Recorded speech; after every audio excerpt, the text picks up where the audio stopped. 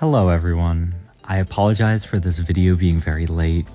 I initially wanted to finish this in January, but one thing led to another and I've had to kick it all the way back until now. I know it feels a bit silly to have a best of 2025 come out in the middle of 2026, but I think that 2025 is a pretty special year for GD, and I want to show my appreciation for my favorite levels that came out this year, especially since it was a year where a lot of my all-time favorites came out. I think this was the first year in 2.2 where people really got things together. Usually after a big update drops, it takes a while for people to get antiquated with the new changes in the editor, and so a lot of creators' first 2.2 levels end up looking a bit rough compared to their work in prior updates. Even for creators who build in old school styles, there's a bit of a learning curve that comes with every new iteration of the editor, so even if you don't embrace every new thing, building still poses a challenge. Looking back to the previous year, I would say 2024 was not a fantastic year for GD levels. Later on, there were a few standout levels such as Vast Waters, Intrusive ID, Lover's Sadness, but I never really felt engaged the whole year through. 2025, on the other hand, feels like a bomb drop. Every few weeks a new banger would come out that I would go on to enjoy, and this has stayed consistent the whole year through. Even mundane releases from creators I would otherwise feel indifferent about felt much more noteworthy. I find this special because this consistency throughout the year, in my opinion, has only been seen in two other moments in time, 2015 and 2022, where we saw incredibly dominant stretches from several different creators. This year's been quite similar. I don't want to spoil who's featured on this top 10 rogues gallery, but even if I were to list all the creators who had an impact on me this year, we'd maybe be here forever. So many different people from all over put in their A game to deliver unforgettable levels, and it's just been so delightful to see. A few ground rules for my ranking. I've decided that I'm only featuring one level per creator. You can argue that it wouldn't be as accurate of a top 10, but I also feel an obligation to shout out as many cool creators as I can with this opportunity, and reasonably a few creators would just take up the lion's share of the rankings. And so I felt it would be more fair to sing the praises of a diverse group of creators rather than just start a glazing power hour. I've also not fully completed all of these levels. I've beat some, but for all of these levels I've done at least practice runs to get a good feel for the gameplay. You should play these levels for yourself in game to form your own opinion though. I'm also not going to feature unreleased levels that were finished in 2025. I'm counting the levels as they've released onto the GD servers, or as they exist in some playable form, such as in private servers. And maybe one more thing before I get into the ranking. This is a very competitive year for levels, and thus I think it's very likely that some of your favorite levels of 2025 are not making this list.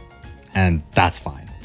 If so, I'd love to hear your thoughts in the comments about it, because for my own sake, I just can't keep expanding the list to 20, 30, 40, 50 spots.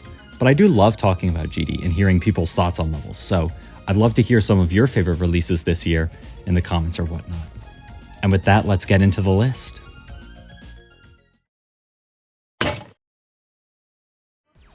I mentioned earlier that 2022 was another strong year for GD levels, and if you were around at that time, you'd probably know that the standout level of that year was widely considered by the community to be well rested by 100 Foxes, aka Defy. Her impact on the game has been very felt in the wake of this level, reinvigorating creators to experiment with the more playful, blocky, abstract essence that Geometry Dash was founded on. And while I've recently soured a lot more on the wider neo-design movement that Defy's work inspired, you cannot deny that the old master still has that spark of genius present in her recent levels. And out of the three that released this year, the shining example that makes this spot on our list is Cave World.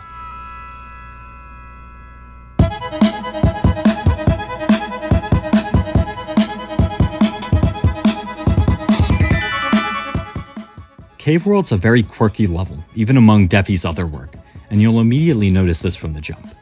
It features the usual vibrant visual style trademark of neo-design levels, but with a pretty unique twist. Upon entering the titular cave, you'll notice the gameplay calling attention to non-traditional geometry, conveying a sense of unfamiliarity and precariousness for the player to pass through. This level revels a lot in that wonkiness of its gameplay to help sell the feeling of cave diving, and it reflects that in many different individual odd timings and weird edge case orb combinations and interactions you'll come across. This feeling is the main keystone of how this level progresses as well, as it gets gradually more and more complicated gameplay-wise until you hit the hardest part of the level, that ship part, and it feels like you have to fluke your way past all these incredibly unintuitive hold-release sequences, and it almost feels like you're barely clawing your way past until you finally reach that familiar cube portal. And it feels like your feet are no longer kicking in the water to find some solid surface to stand on, and all that's left is just to power through to the end screen. To snap back into control like that is such a cool feeling, and I don't think a lot of levels have really called attention to how the player control can tie into setting a mood for the whole experience like that. I think what really brings this level together, though, is the brief glimpses of story this level places in the background. The story of a lone adventurer taking the same journey that we do. Why would someone want to do this? It seems pretty unsafe and weird, you know. But I think that's what Cave World is ultimately about. Because for all the oddities that this cave may present to an outsider, there's a good reason why someone might take the plunge. Deep in that cave, past that initial abrasiveness, there is a place that looks just like the surface. Just like home, a reward for reaching the end of that cave. And I think this can extend to something much grander than just cave diving. For any person who engages in a hobby that, to an outsider, may seem weird, or dangerous, or a waste of time, there is a reason why someone makes that journey. And for that reason, I find Cave World to be a level that resonates very strongly with me. And I'm certain that it will do the same for you, only if you decide to take that initial plunge.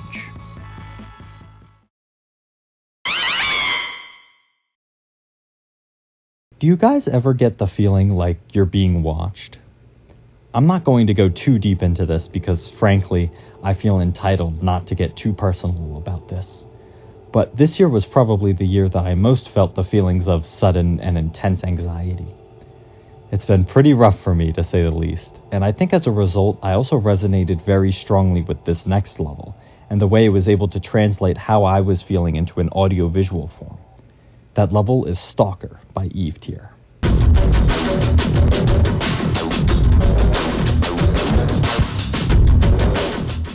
Level is one of my favorite 2.2 levels of all time, so I was very pleasantly surprised to not only see another release from the same creator this year, but also a level that feels like a total 180 from the previous. One of the things I love a lot in Level is how in control and clear the gameplay is. There's a good direct energy from the beginning, aided by the song, that makes the labyrinthian layout surprisingly easy to parse. Yet in Stalker, that driving feeling is completely gone, and replaced with overwhelming confusion and complexity. For as short as its runtime is, it crams in so much unease to the point where it's oozing from every pore. The dark, hazy blues and purples would make the base structures hard to parse from the background if it were not for the striking, bright red accents, which feel like they're screaming at you to stop in your tracks, to freeze you in place. But even they can't help you out, because every part features a deco element that obscures the layout in some way, and thus gives very little info on where to take a jump, where you can stand on, and what's safe and what's not. This level's also just a comprehension nightmare, sans the obfuscation. The slopes, the odd timing, the sheer difficulty, it all adds further onto the mental stack, to a point where I felt like if I were to dedicate serious time to beating this level, it would make me go insane. But I think the difficulty works even more when you consider a lot of the visual elements present in this level. These concentric circles, these oblong structures with a dot in the middle. There's a sense that your every move is constantly being watched, constantly being monitored. And with how much they pop out from the rest of the deco, that creeping feeling starts to build more and more pressure. A feeling that makes your hairs stand up at their ends and makes your heart feel heavy. That feeling of not being able to see anything, but knowing that someone is out there and has you perfectly in its vision, waiting for you to make a minor mistake. That's just a very creepy feeling that this level drives home incredibly well. The duration and ending also ties into this, as if it's a spontaneous attack on your psyche, leaving as quickly as it entered into your mind. This level just executes what it sets out to do so well. It's a shame this level is unrated, because I can see this standing alongside a lot of the great extreme demons of the past. Extreme demons where their intimidating difficulty is put to good use in conveying a feeling the level wants to get across. This level's quite the memory maker in that way, I feel. Good luck! The beige is back. Planospheres is Flash's most recent level, and if you thought crop circles and Hollow Garden were strong follow-ups to the mammoth that is Sculptures, Planospheres seems to be the best one yet. I think that Flash's 2.2 input has been defined a bit by experimentation and embracing the new editor features.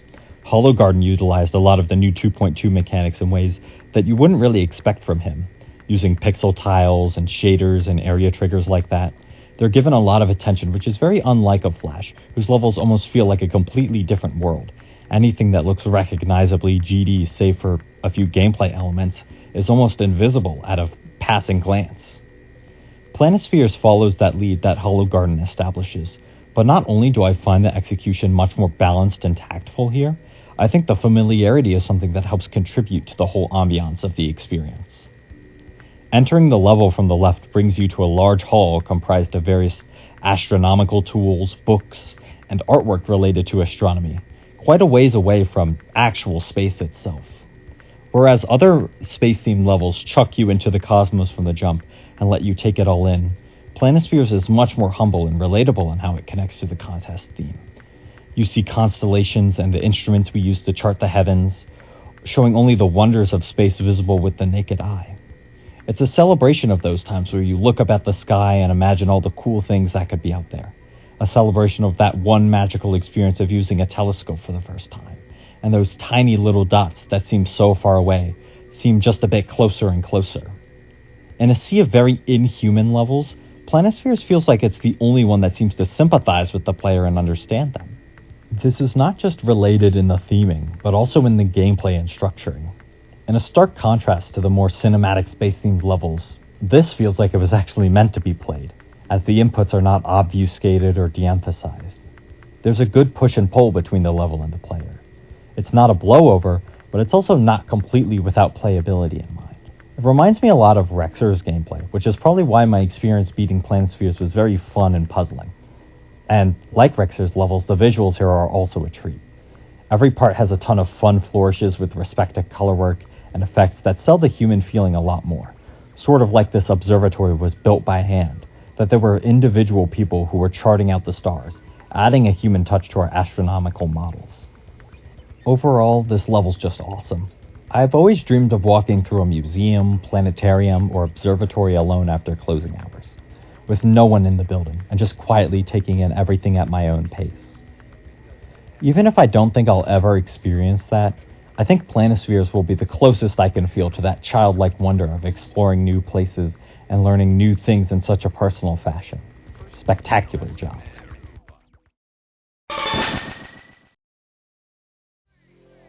What do you guys know about the Coldfield by Nis? This level is pretty interesting since it's one of few 1.7 levels that go in swinging with a theme in mind, but sadly that energy is not really carried throughout the entire level. About halfway in, you can kind of see the plot being lost as it reverts back to being traditional design. It tries to recover in the last 10%, but what we're left with is a pretty unfocused level, and something that leaves a lot to be desired. While the Coldfield is certainly a great level, it feels like it's missing a few elements that really bring it over the edge the same way that Vismuth or Tunar's levels did back then. Some more through lines that bring the whole experience together. It may come as no surprise then that all these years later, a remake of this level would come out to bring a whole new perspective to its environment, and maybe comment on something greater than the original.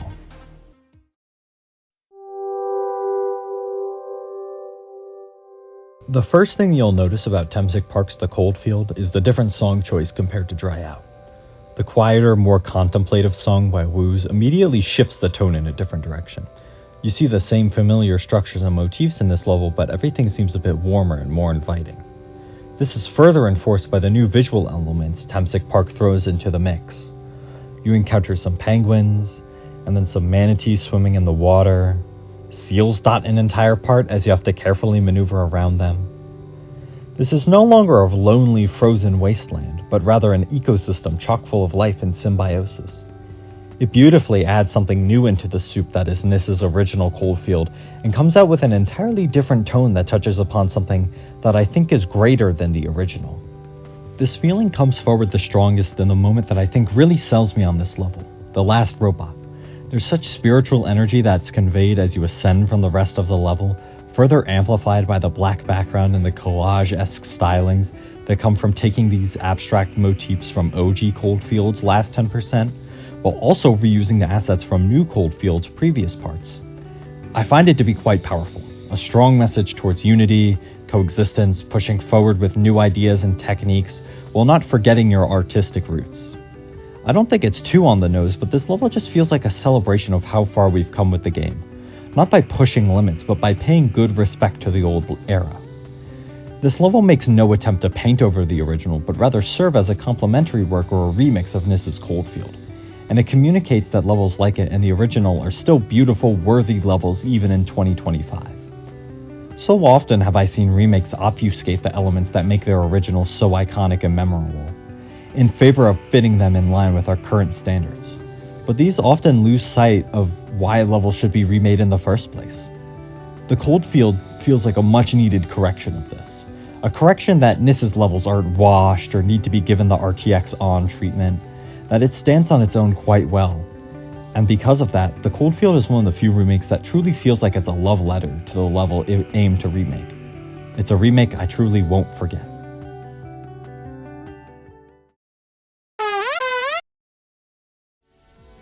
A conversation about GD in 2025 cannot be complete without bringing up Quazery Ice Cube, who is shaping up to not just be one of 2.2's most influential creators, but also one of the best and most consistent creators ever.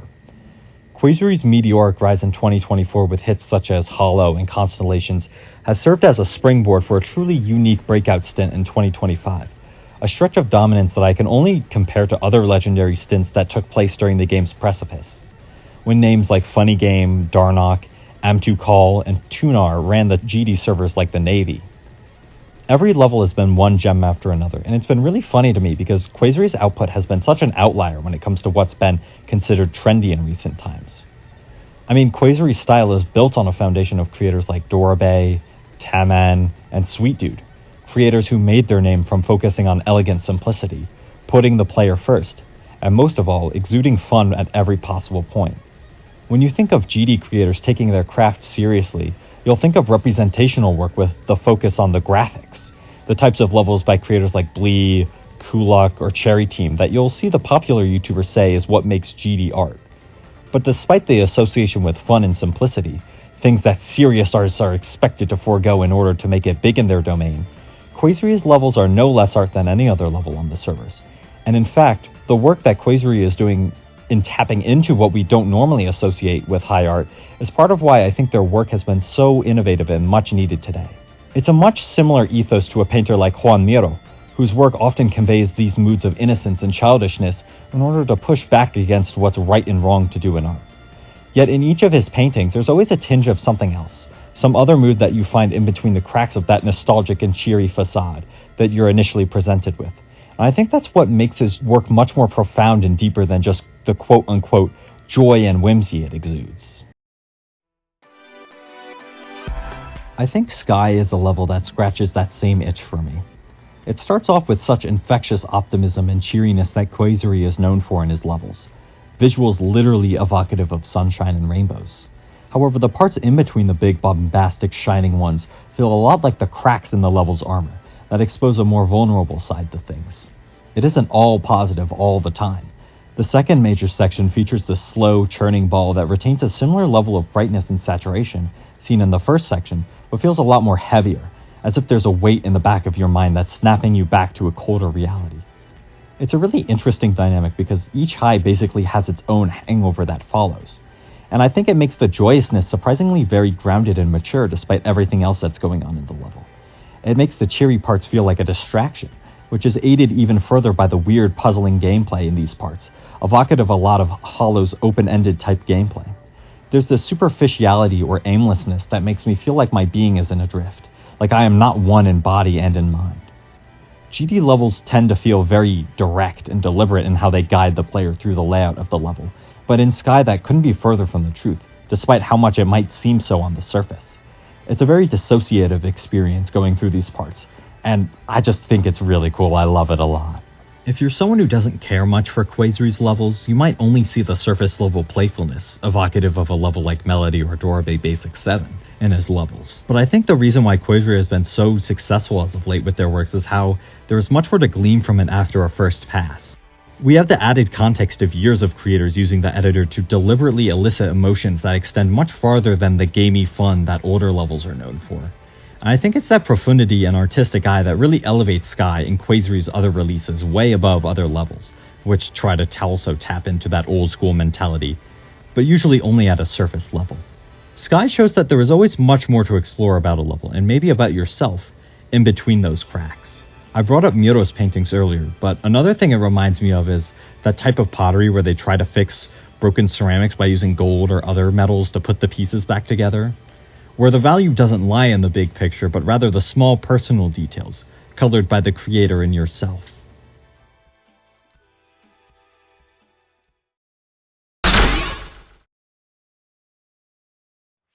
What's been happening with core nowadays? Ever since the great core exodus that took place during 2.1, the style has been in a bit of limbo. Demand for the old school Majako style core and the new age NAR based core has been pretty down in 2.2. Durian had wrote about this in 2023, which I think is very enlightening if you want to learn more, but as it applies today, good core output has been very few and far between. But despite all the setbacks over the years, there's a saying that goes around among the style's most devout followers, and it's quite a simple axiom, that core never dies. And let's just say that there's still a few core aficionados who have kept the flag flying.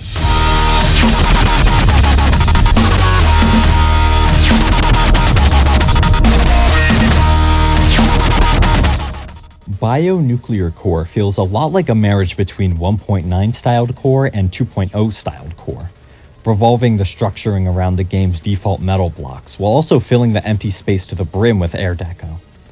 The texture here is very noisy.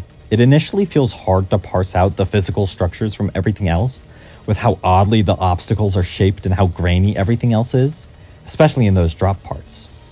They feel a bit confusing and weird, but as you get further in the level, and you get to the other main visual identity, everything starts to click in place. You're now in a dingy green lab, focusing on human experimentation, tapping into the true potential of each subject's form. To a mortal outside like the player, these visages look barely human, merely suggestions of faces. But are they still not human? I think that's the main thing that this level tries to explore, and this actually ties back into using core as a style, which I find very fascinating. To someone unfamiliar with GD, core looks barely comprehensible, and almost senseless in its execution. It is the transcendence of traditional design. To draw parallels between core as that transcendence of design and the theme of transhumanism, I think that's super cool, and it feels like one of those no-brainer moments where you feel like that connection was something you could have made as well. It's just such a cool idea. The gameplay is no slouch either, defined by fast jitters and odd wave timings that feel as if you need to be an actual robot to pass through them consistently. But the uncanniness of the gameplay is incredibly fitting for the theming, to have everything feel a little bit off and unwieldy, something that all good core levels already excel at, works so well in this context, especially since SSCYT cranks that abrasiveness up so much more. I wish I were better at the game to beat this level, but as just a mere mortal fleshy human being, I don't know if it would be possible. Maybe we're not meant to play levels like these, I say, as I write this script and record these lines with all my wrist and back and elbow problems that have plagued me for the past few years. It would only be until I can transcend that mortal fleshy shell that I could be able to do so. It's just not meant for imperfect beings like me, you know?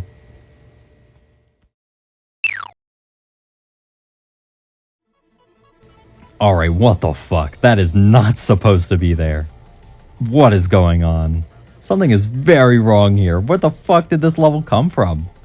I'm trying to remove the clip from the timeline, but then another one just spawns in. What the hell is going on? I don't even know. I think I'm gonna explode, bro. I'm so scared.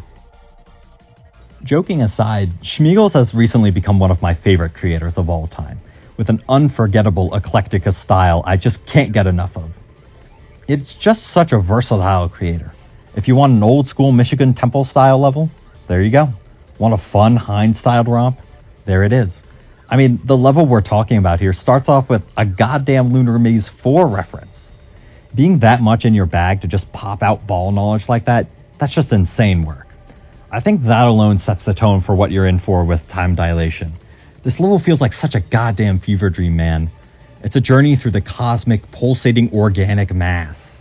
It reminds me a lot of playing the true arena in Kirby games and reaching the true final boss, where you're presented with something that looks cutesy and familiar on the surface, yet trying to fight through feels insurmountable and horrific.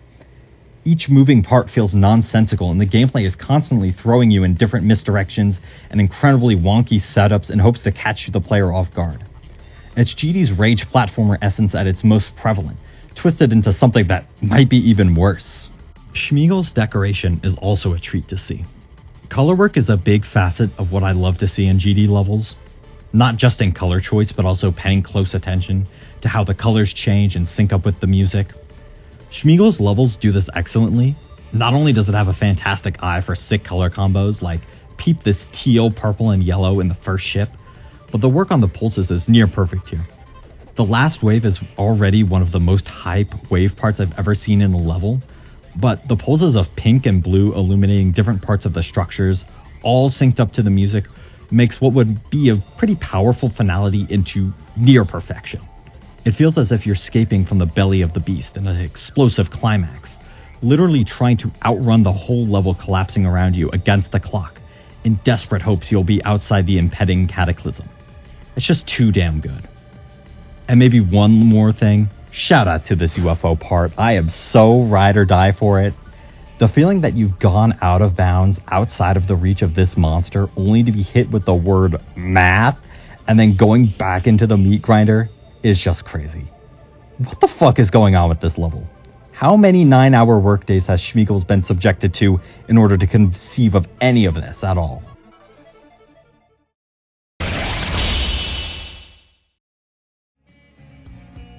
You've probably noticed a trend for a few of my picks for this list. For as many levels that have been rated during the entire year, a third of this list has featured unrated levels so far. And initially when I started working on this video, half of the levels on this list were unrated while I was writing notes for each one. I think with respect to the rating system, there are certainly good levels that are rated, featured, epic, legendary, mythic, what have you. But the rating system, at the end of the day, is pretty arbitrary in deciding quality.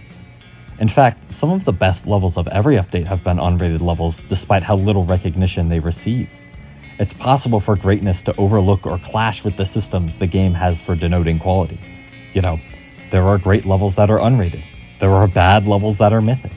It's perfectly possible to enjoy things the majority of the community might not even know of. And I always think it's cool to see people gush about levels that others might not know about. That being said, I think we may be getting ahead of ourselves here because this next level is an instance where I think the general community has overwhelmingly shared the same love for this level that I do. I can't believe it.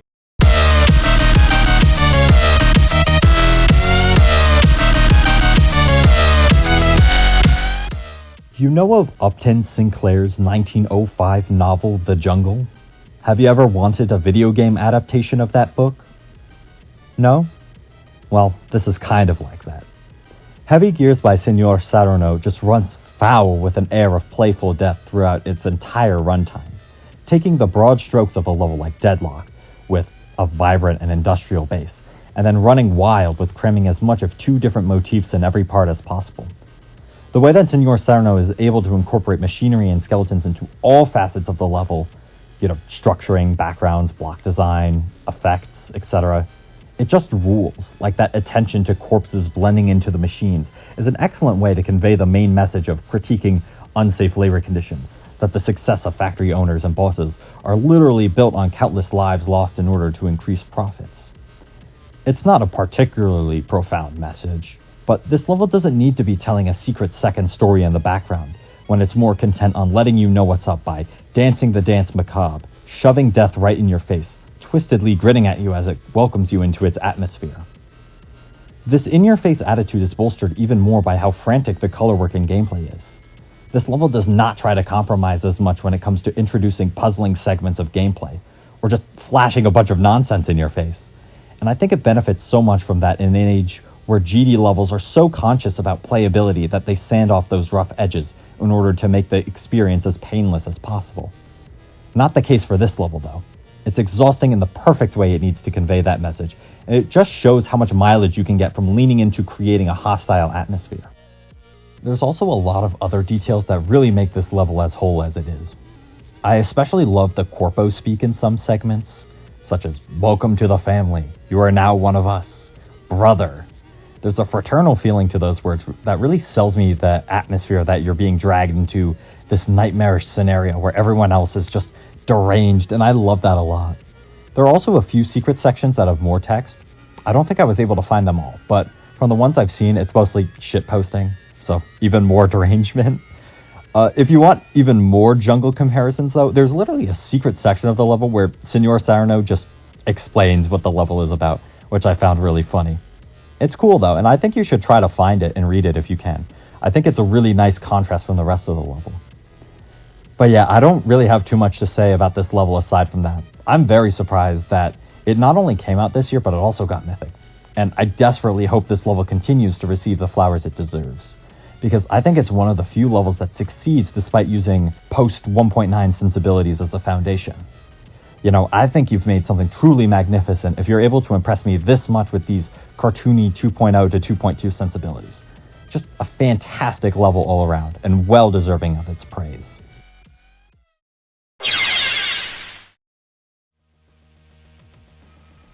Two gauntlet contests have passed this year, and with the results out for both of them, I often feel quite apathetic for the entries that actually win the thing.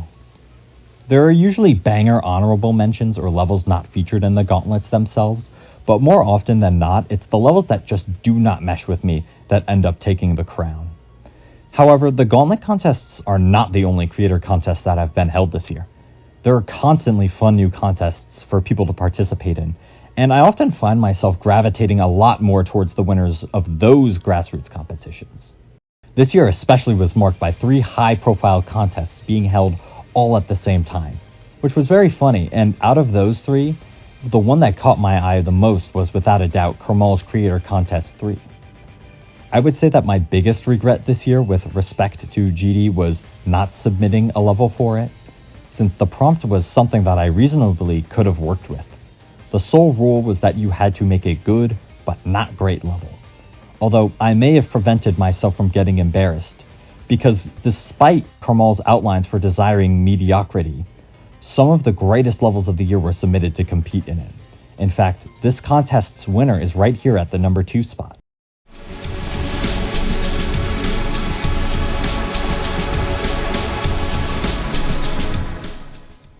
O by Catgirl Blitz is a truly ascendant level, and probably the level that embodies the year 2025 the most. This big, larger-than-life, one-of-one experience, taking the best from every corner of the creating scene to create a truly unforgettable and formative experience. Right from the jump, you're thrown into this dreamlike environment, comprised only of 3 types of orbs, gravity portals, and 1.9 decorations. Yet despite its simple composition, this level is constructed in a truly beautiful fashion. Rings and mandalas stretch across the canvas for the player to pass through. There are no hazards to die on save for the death barrier above and a set of saw blades along the ground. Only the orbs to keep you within the bounds of the level. And with each attempt, you'll notice that you won't be able to retrace your steps the exact same way every time. There's constant improvisation the player needs to perform in order to stay afloat in this vast cosmos, as one wrong move or one misstep can send you careening into the void. It's just genius. The level feels like you're coming across something greater than any mortal soul could comprehend, careening towards the center of the universe for some truth to this world. Each successive galaxy becomes easier and easier to navigate as you become more antiquated with how you yourself function, and what is initially aimless wandering in your first attempts become deliberate and intelligent macro-scale strategy, mostly in knowing the spots where you can buffer to stay safe, or those where you need to spam to keep yourself on track. Alas, for as much knowledge as you've gained throughout this journey, this level spits you out of it as fast as you came in. While reaching the end wall is more of a tease to something greater underlying truth further in the center of it all, I still walked away from O with much that I have learned about the game and myself. And for that, I'm very grateful. Fantastic level overall.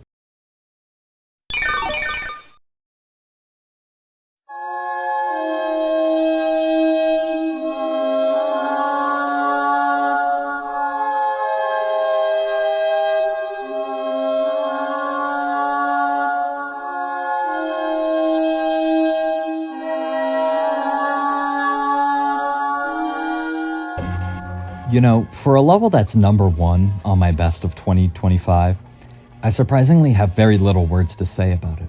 I think I would be repeating myself too much if I explained why Carpet of Flowers draws my attention so much, and why I think it stands above the rest.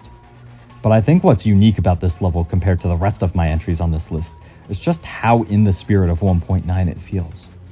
Adhering to GD's style like this for detailed art and animation is something that the vast majority of quote-unquote 1.9 styled levels forego when they're being made. We have the context of 10 plus years that inform how we create levels. So to return to a simpler time period with the insane mental arsenal that the average creator has today, it leads to the levels reflecting more modern attitudes and sensibilities rather than truly evoking nostalgia. Even some of the best 1.9 styled levels made past 1.9, think Smocks or Conflict, struggle with this as well, with the sheer fidelity they have on display compared to the actual releases of that time period. But these levels take it in stride to project the image of a more idealized 1.9, the 1.9 that would have existed if the game were never updated past that point, where creators continued to iterate and iterate until the editor was snapped in two.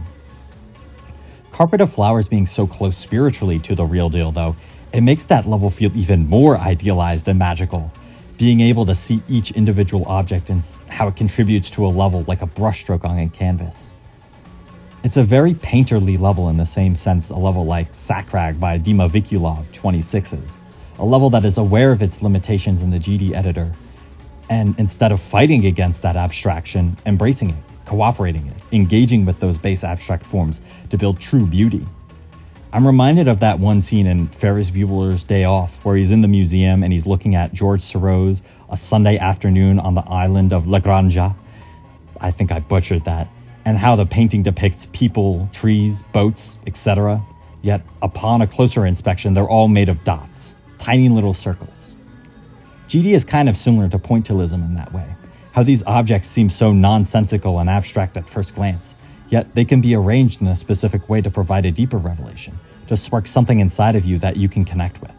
There's also just a very teasing atmosphere that this level has, which I find so alluring. Exile is a creator who debuted this year with another fantastic level in Ignite Memories, another level which feels way too good to be true, a debut level so good that Exile has been accused on multiple occasions of being some creator's alternate account. Carpet of Flowers is almost showy in that regard. A lot of the art and animation feels like a taunt at times, the sentiment of knowing you're in your bag and just projecting your vision onto the screen because you just know it's going to bang. Despite how mellow the level's vibe is for the first 2/3, there's such a strong confidence in executing each part that these flowers feel solidly and deliberately rooted into the level. The effects are gorgeous. Every idea feels like a divine revelation. Exile's design work does a fantastic job of incorporating foliage and organic shapes into GD's angularity.